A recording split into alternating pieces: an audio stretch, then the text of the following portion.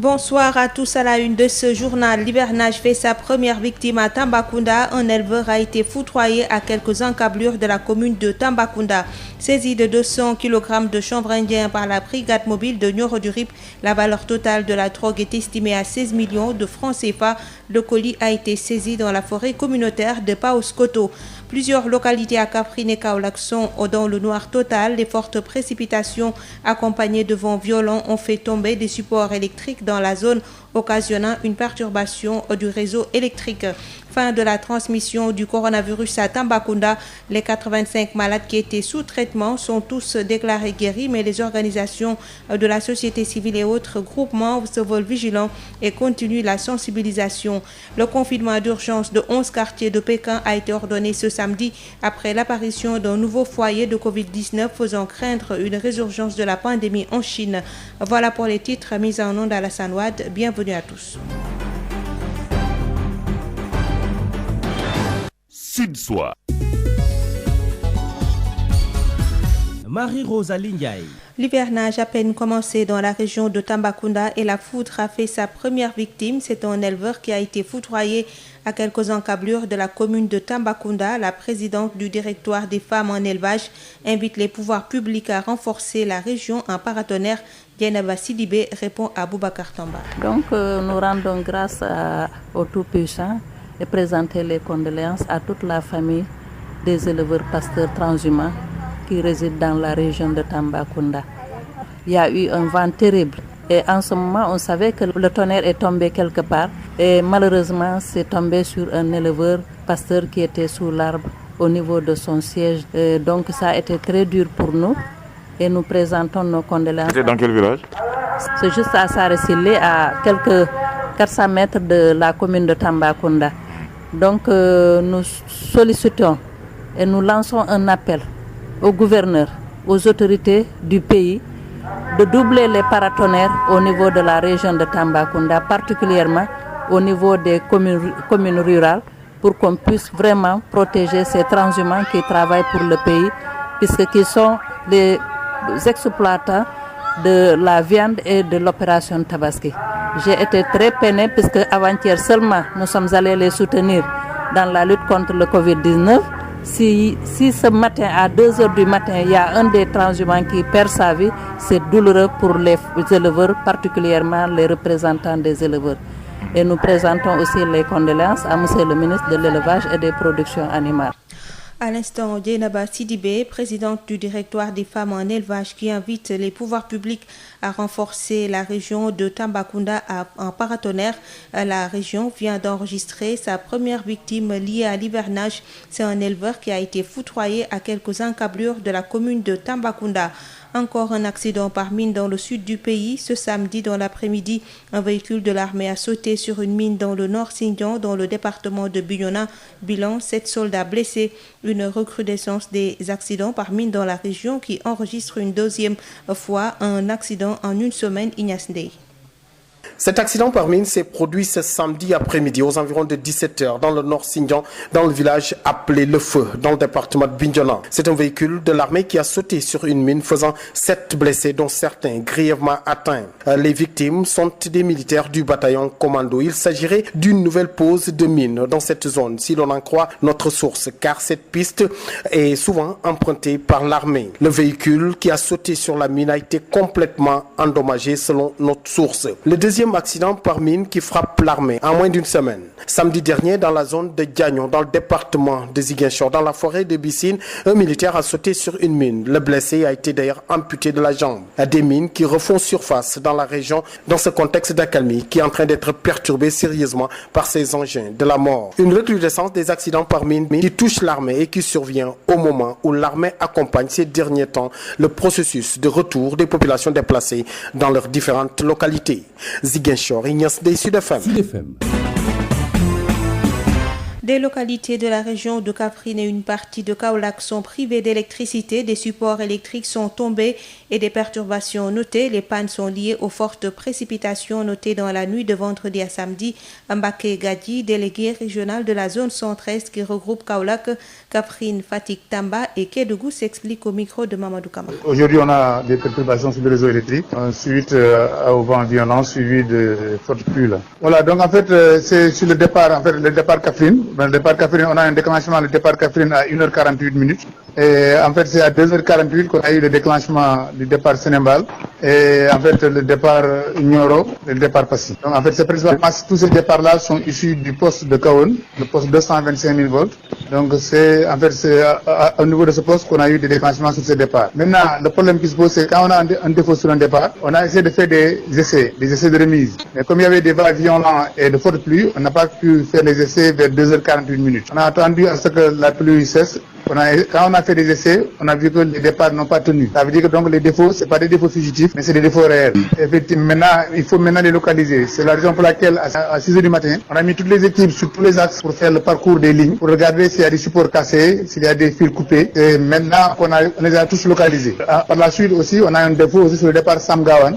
Samgawan, c'est le départ qui alimente principalement Medina Bay et Sam et les environs. Donc ça veut dire que principalement, présentement, il n'y a que Kaolack, cœur de Kaolack qui est alimenté. Parce que le Kaolack est alimenté par le départ Kaolack qui va directement à la sous-station qui est à la Sénélec. Et c'est au niveau de la sous-station, on a le départ 6600 volts qui alimente le cœur de Kaolack. À part le cœur de Kaolack, tout, en fait, Ndoron, en fait, Medina Bay et une bonne partie des départs qui va vers Gossas ne sont pas alimentés. Kaffrine, on a pu reprendre Kaffrine. Donc, la ville de Kaffrine est alimentée, donc comme Kopentoun, mais il y a sur certains axes, en fait, des villages qui sont isolés parce qu'on a des supports cassés et qu'on est sur la phase de les remplacer.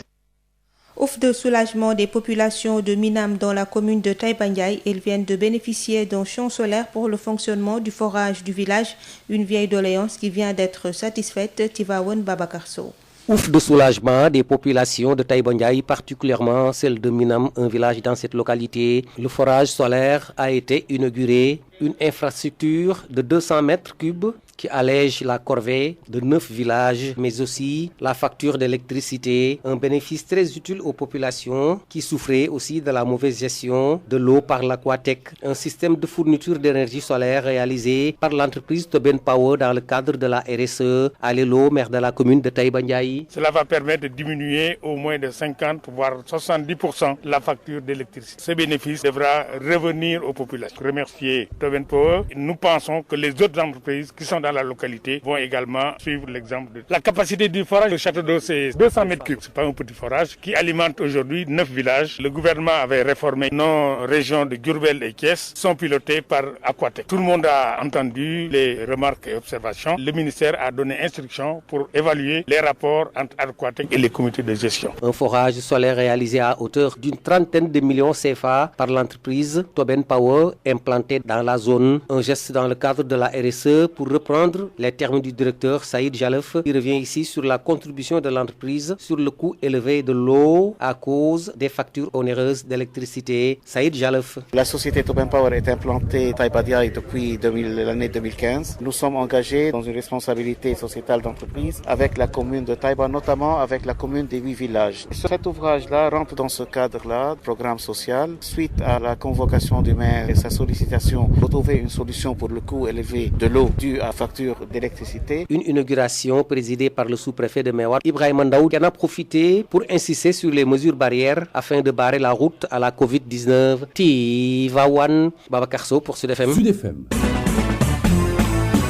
Lutte contre la propagation du coronavirus dans les marchés hebdomadaires des communes de Ndofane, de Thiaré, de Kerbaka et ailleurs. La sous-brigade du service d'hygiène de Ndofane mène une vaste campagne de sensibilisation. Cependant, le chef de la sous-brigade d'hygiène estime que les citoyens doivent faire preuve de maturité et de responsabilité. Baradjedjou, que nous écoutons au micro de Mamadou Kamara. Je remercie aussi mon chef de brigade régionale, M. Aliou Ndiaye, qui m'a amené ici dans cette commune de Ndofane. Et je gère 6 communes dans l'arrondissement. Le président de la République a allégé les mesures par rapport à l'assouplissement pour la population, au moins qu'ils puissent sortir et faire leurs besoins. Donc nous, on souhaite que les populations prennent leurs mesures de barrière pour qu'au moins le Covid-19, collaboration avec la Croix-Rouge, pas au niveau des louments. On se parle tout le temps pour éviter aux gens de ne pas laisser les mesures barrières, quoi. C'est ça qu'on fait avec la Croix-Rouge des louments. Le contrôle est strict et nous le faisons chaque fois. On fait des VAD au niveau de la commune de Ndofane et on sort dans les autres communes pour faire des VAD, pour sensibiliser aussi la population par rapport aux mesures de barrière. Dans la zone rurale et dans la commune de Kerbaka et environ, le maire invite tous les acteurs à un engagement communautaire fort. Appel lancé lors de la cérémonie officielle de distribution de kits alimentaires à plus de 1900 ménages de la commune de Kerbaka dans l'arrondissement de Koumbol.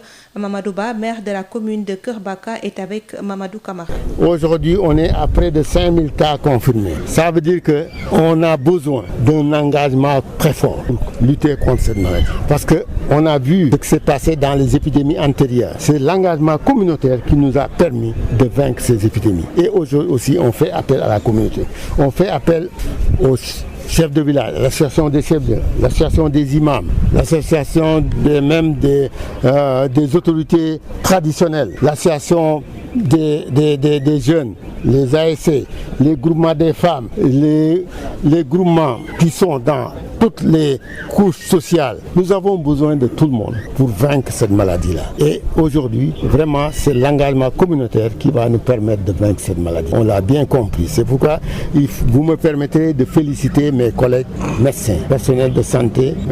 Vous me permettez également de féliciter tous les acteurs qui participent à cette lutte-là, les hygiénistes, les membres de la Croix-Rouge, les partenaires techniques et financiers, l'ensemble des acteurs qui participent jour et nuit à la lutte contre cette maladie-là. Parce que je connais à peu près les efforts importants qu'ils sont en train de fournir. Et je sais également une chose, que les 99% des acteurs qui participent à cette lutte-là ne font pas un sommeil plus de 2 heures par 24 heures. Ils sont en train de placer des malades, de s'occuper des cas graves, de faire de la réanimation, de répondre à tous les appels. Alors, donc, je pense que ces personnes, il faut les féliciter. Il faut également féliciter la presse, parce qu'une presse responsable, c'est elle qui va véhiculer les informations justes et vraies. Et vraiment, on a vu depuis le début de cette épidémie, de cette pandémie, que la presse a montré son engagement et sa responsabilité dans la mise à disposition des informations utiles à la communauté. Et vraiment, je vous félicite, messieurs. La région de Tambacounda est passée au vert. Ces 85 malades de la Covid-19 sont tous guéris, mais des organisations de la société civile et groupements d'éleveurs prennent leur bâton de pèlerin pour sensibiliser et appuyer les nombreux transhumants qu'accueille chaque année la région. La cellule régionale du Kongat et le DIRFEL, directoire des femmes en élevage, étaient à Bala dans le département de Goudiri pour ce faire. Boubacar Tamba. Les bataillons de transhumants à avoir installé leur quartier dans la commune de Bala, 6 dans le département de Goudiri, ne savent pas grand-chose de la maladie à coronavirus. Très peu de gens avaient leur masque. Distanciation sociale, ils ne connaissent pas. Les gens étaient entassés. Le seul fait de constater ça nous renseigne sur le manque de prise de conscience. L'antenne régionale du Kongat et le directoire des femmes en élevage, ainsi que leurs partenaires d'Osiwai du Forum social sénégalais, ont vu juste, il fallait leur apporter des produits d'hygiène et des masques. Alassane Guissé coordonne le Kongat dans la région de Tambacounda. Nous avons vu comment les transhumants étaient installés, avec des conditions très précaires, des enfants, des femmes, un bébé qui n'avait pas encore 1 mois. Ils n'étaient informés presque de rien sur le coronavirus. Nous avons été donc dans cette zone et je me suis dit, là, il y a quelque chose à faire. Parce que c'est des Sénégalais, c'est des Sénégalaises. Ils sont autour de nos villages, ils fréquentent nos forages, ils fréquentent des lieux publics. S'ils ne sont informés de rien, ils peuvent être des porteurs du virus ou ils peuvent même prendre le virus chez d'autres. C'est dans ce cadre que dans le plan d'action du Kongat de la cellule régionale, nous avons ciblé les terroirs où il y avait des transhumants. Sa commune est jusqu'ici épargnée par la Covid-19. C'est pourquoi le maire de Bala, Seydou Yatassaye, apprécie à sa juste valeur cette initiative du Kongat et du directoire des femmes en élevage, le DIRFEL. On a fait des actions en tant que collectivité territoriale, mais ça ne suffit pas. L'État en a fait, ça ne suffit pas. S'il y a des bonnes volontés comme eux se déplacent de Tamba jusqu'à Bala, 62 km, avec cette chaleur et cette route impraticable, moi, je vais les féliciter et les encourager. Djeneba Sidibé est la présidente du DIRFEL. Ce que j'ai compris, moi, dès le départ, quand on a mis en quarantaine le département de Goudiri, je ne dormais pas, je passais toute la nuit à prier. Donc nous remercions le Tout-Puissant qui nous a accompagnés jusqu'à présent à ce qui est 0 cas ici à Bala. Boubacar Tamba de retour de Bala pour Sud FM. Prévention des risques sanitaires liés à la défécation à l'air libre et à la qualité de l'eau dans la région de Sédhiou. 20 villages de la commune rurale de Diendé formés au mécanisme simple de salubrité. C'est à l'actif du ministère de l'eau et de l'assainissement en partenariat avec l'UNICEF dans le même village, dans le même sillage de lutte contre la propagation de la COVID-19. Moussa Dramé. Cette mission de supervision de la Direction nationale de l'assainissement du ministère de l'eau et de l'assainissement est venue poser le regard sur les investissements à caractère social dans 20 villages de la commune rurale de Diendé. Les bonnes pratiques de propreté individuelle, de salubrité publique, d'accès à une eau de qualité et de lutte contre la défécation à l'air libre forment l'épine dorsale de leur cahier de charges dans ce contexte de lutte contre la propagation du nouveau coronavirus. Capitaine Emmanuel Diatta, le chef de la division régionale de l'assainissement de Sédhiou, explique. C'était en 2020, nous sommes dans la commune de Diendé. Nous avons retenu 20 villages. Tiawanpel, Boussura, Yabahoum, les villages de Kounaya. Nous faisons d'abord une situation de référence. Nous avons eu 380 concessions, 438 ménages pour une population de 6020 personnes. L'assainissement piloté par la communauté intervient pour ces 3 volets, c'est-à-dire l'eau, la protection des points d'eau, c'est-à-dire les puits, le traitement de l'eau à domicile, l'hygiène, le lavage des mains, et aussi à l'assainissement. Parce que la défécation à l'air libre a des conséquences négatives sur la santé des populations. 80% des maladies importées sont souvent éliminés par le lavage des mains. Les actes posés ont fait l'objet d'une appropriation des communautés au travers d'une approche de faire-faire, a notamment indiqué Sénissen, le point focal assainissement piloté par la communauté à la direction nationale. Les populations, comme je le disais, adoptent leur propre plan d'action, c'est le faire-faire. Non seulement les populations adoptent leur plan d'action, mais mettent en œuvre leur plan d'action. Nous, on est là pour encadrer, pour suivre un peu les actions. Et c'est une action efficace pour balayer la route à la propagation des maladies liées à l'hygiène et à l'assainissement. En plein contexte de Covid, il y a une adhésion totale donc, à ces activités-là, à mener les populations à construire elles-mêmes leur propre dispositif de lavage des mains, qu'on appelle les tipitap. Nous cherchons en tout cas à faire disposer chaque ménage d'une latrine. Nous remercions beaucoup la partenaire UNICEF. Cette mission a parcouru les régions de Tambacounda et Kolda avant de fouler le sol du Pakao. À en croire, la délégation, un accent particulier est mis sur les zones déshéritées et frontalières en réponse à une forte demande sociale et sans bourse déliée. Moussa Dramé, Sédhiou, Sud FM. Le conseil départemental de Tivaouane, au chevet de 300 familles, 15 tonnes de riz et 300 paquets de sucre de 5 kg leur sont distribués. Un appui qui entre dans le cadre des populations impactées par la COVID-19.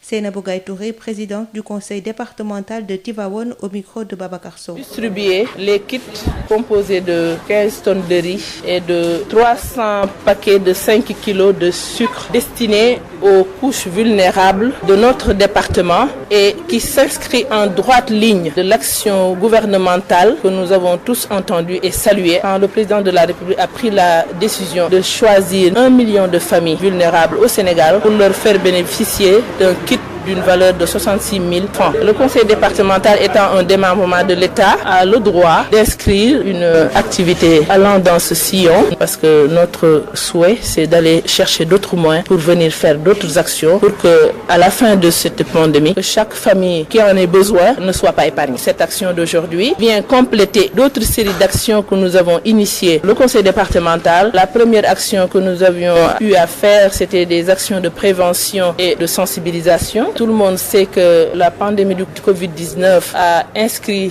un certain nombre de gestes barrières qu'il va falloir respecter, même au-delà de la fin de cette pandémie, qui sont le lavage des mains systématique, l'utilisation du gel alcoolique, le port de masque et la distanciation sociale. Dès le début, nous avons pris une enveloppe de 5 millions qui a servi à acheter des produits, du savon, des lave-mains, des masques, des gants pour sensibiliser les DARA et les institutions de la République telles que la préfecture, la gendarmerie et l'IEF, les DARA du département, qui ont eu à bénéficier de chacun. Nous avons sélectionné 300 familles qui vont bénéficier d'un sac de riz de 50 kg plus 5 kg de sucre. 200 kg de chanvre indien saisis par la brigade mobile de Nioro-du-Rip, subdivision des douanes de Kaolack. La marchandise était conditionnée, dont 4 colis de 50 kg sous forme de sac à dos. La valeur totale est estimée à 16 millions de francs CFA.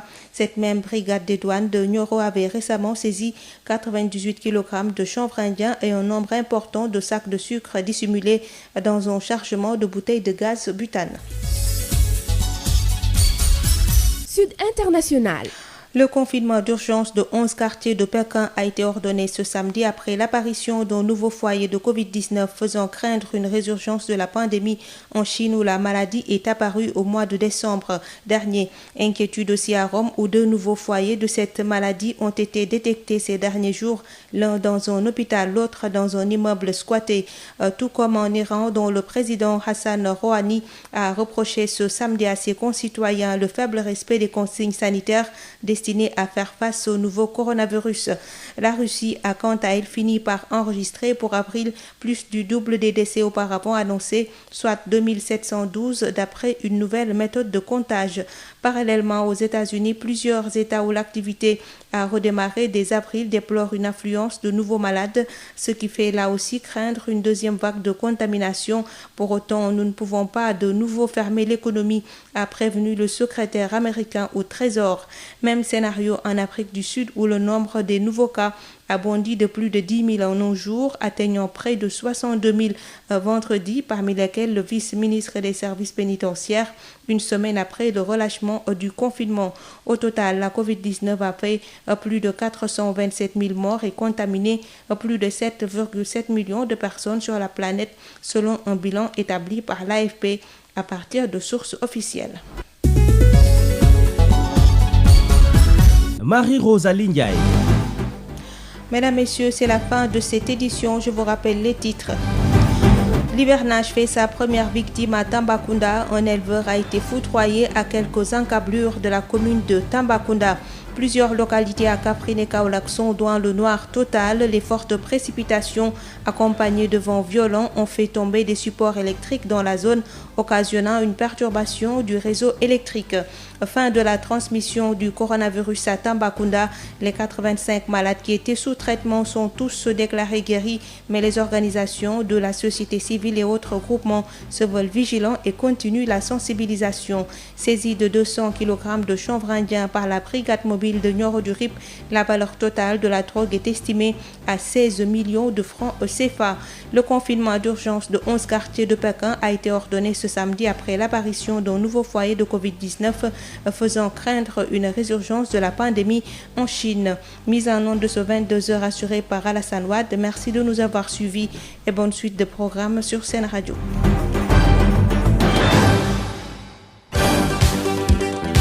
Où que vous soyez à travers